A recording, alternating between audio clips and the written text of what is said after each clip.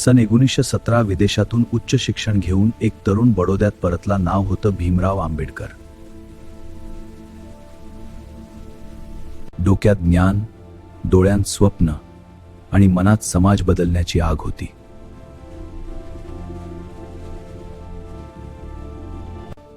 बडोद्याचे महाराज सयाजीराव गायकवाड यांनी त्यांना मोठ्या पदाची नोकरी दिली होती.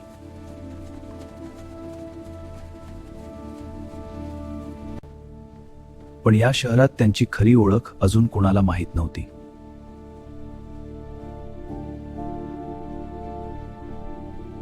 त्यांच्या शिक्षणापेक्षा लोकांना त्यांची जात जास्त महत्त्वाची वाटत होती.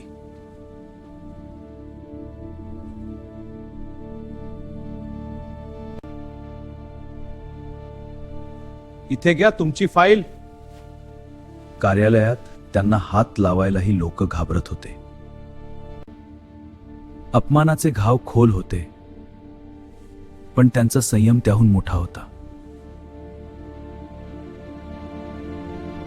त्या कार्यालयात त्यांना पाणी पिण्याचाही अधिकार नव्हता.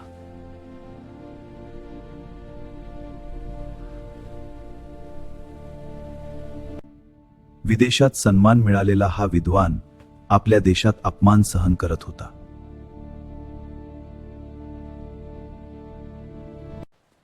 दिवसभराचा अपमान संपला, पण रात्रीची संघर्ष कथा अजून बाकी होती.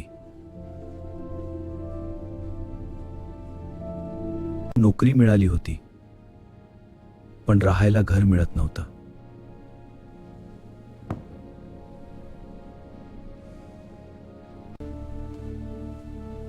जात काय आहे? महार. जागा नाही. जात कळताच प्रत्येक दार त्यांच्या चेहऱ्यावर बंद होत होतं. ज्ञान मोठं होतं, पण समाजाची मानसिकता अजून छोटी होती.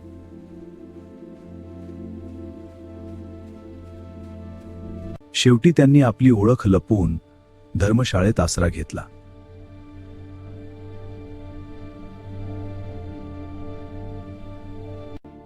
अंधाऱ्या खोलीतही त्यांच्या डोळ्यांत बदलाची ज्योत पेटलेली होती.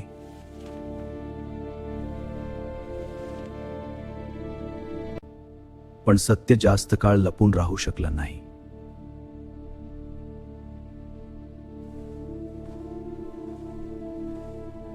त्यांची जात समजताच वातावरण अचानक बदललं. असं वागू नका. मला इथे राहायचं आहे. इथे थांबायचं नाही. निघून जा. क्षणात त्यांना धर्मशाळेबाहेर काढण्यात आलं.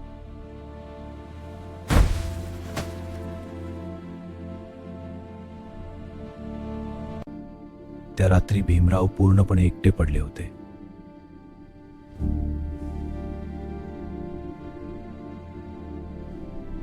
पाऊस शरीरावर पडत होता आणि अपमान मनावर.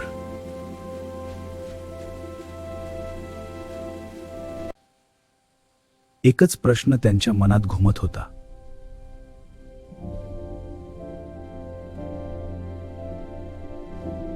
पण दुसऱ्या दिवशीही अपमान थांबला नाही.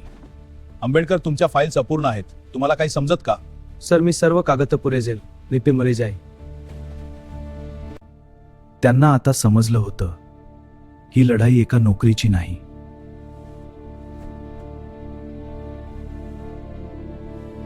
आणि अखेर त्यांनी एक कठोर निर्णय घेतला.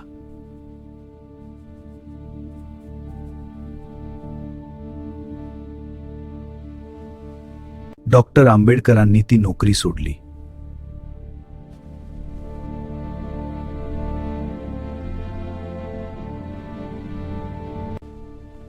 पण त्यांनी आपला स्वाभिमान कधीच सोडला नाही.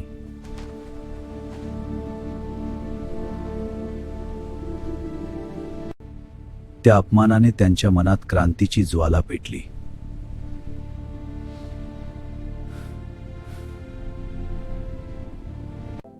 ते ठरवून बसले होते, हा अन्याय कायमचा संपवायचा.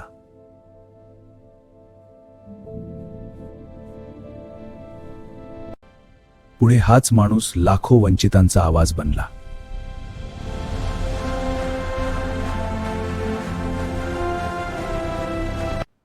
ज्याला पाणी नाकारलं गेलं, त्याच व्यक्तीने भारताला समानतेचं संविधान दिलं.